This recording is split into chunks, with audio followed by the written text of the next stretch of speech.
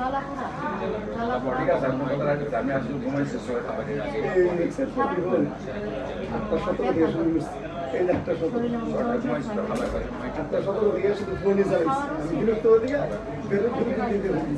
দুর্বলতা ক্লান্তি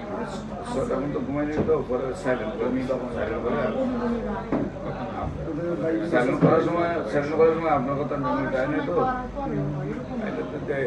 আর সাইলেন্ট করলাম জ্বর জ্বর থাকে শরীর ব্যথা মাথা ব্যথা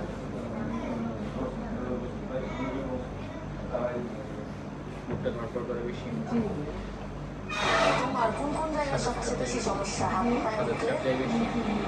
বেশি সমস্যা কোন জায়গায় হইতেছে